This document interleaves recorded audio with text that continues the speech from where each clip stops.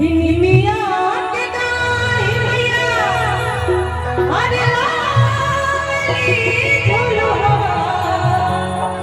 ओ के झूले झूले।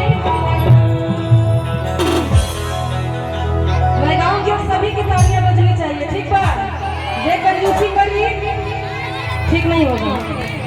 अरे निमिया के गाई मैया, अरे आराम से जब हम गाएंगे तब रिदम बजेगा तब। हरे लावली झुलुआ हो के झूले झूले। अब सब लोग आएंगे कि मैया मोरी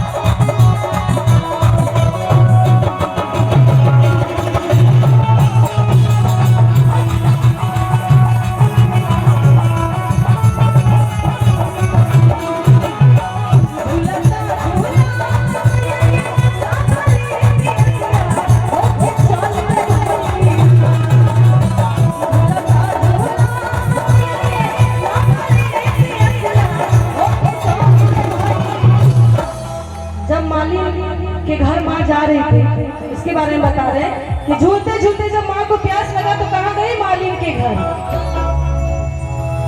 कि झूलता झूलता मैया के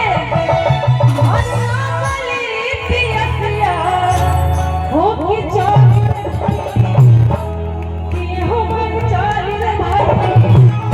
और सभी लोग माता रानी के दोनों हाथ उठा के प्रेम से बोल सच्चे दरबार की माला हो।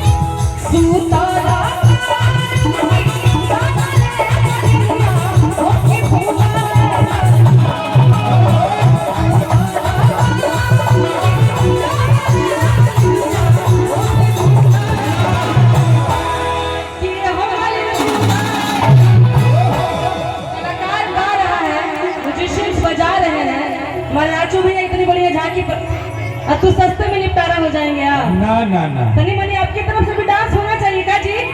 हम सब की संयोजक यही है, निरंजन भैया के बाद यही है जो हम लोग यहाँ बुलाए। थोड़ा डांस होना चाहिए कि झूलता झूला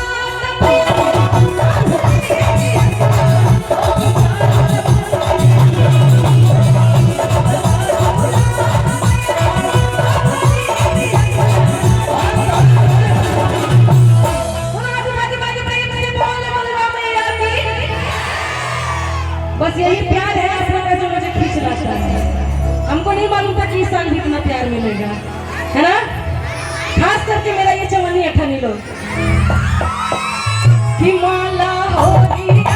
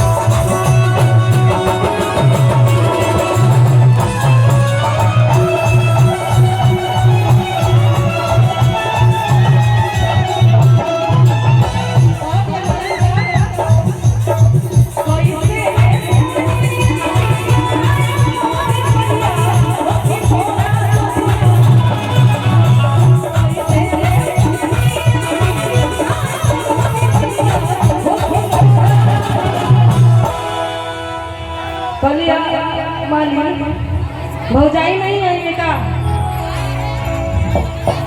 लोग कितने नहीं खेलो, बहुत दूर बड़ी। भाभी जी कहाँ है?